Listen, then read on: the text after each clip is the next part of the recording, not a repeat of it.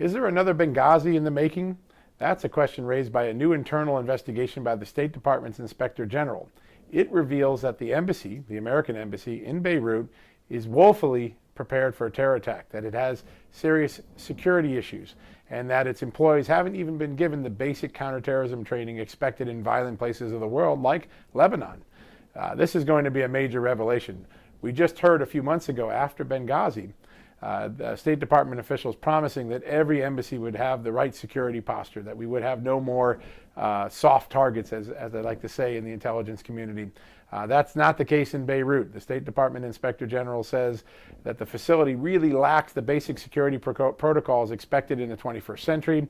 It's old, it's decrepit, it would be hard to evacuate, and most importantly, its employees haven't been given the basic counterterrorism training that's expected of people who serve in the more violent areas of the world.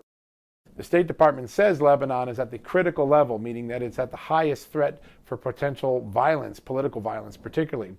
We've got the Syrian war going on there. Refugees are pouring into Lebanon. We've got rocket attacks going between Hezbollah and Syria, Hezbollah and Israel.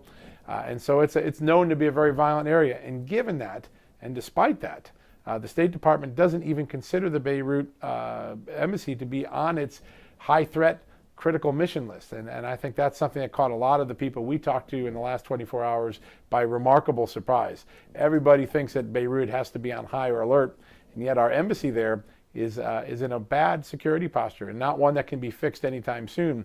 In fact, the State Department Inspector General says the only way we're going to fix this is by building a new embassy. The State Department's bought some property and it's on the plans for 2016, 2017. The State Department Inspector General wonders whether that's a little too far off for comfort, whether there's not a sense of, whether there's a lack of a sense of urgency in the State Department to address an area where we know there's going to be potential violence in the country.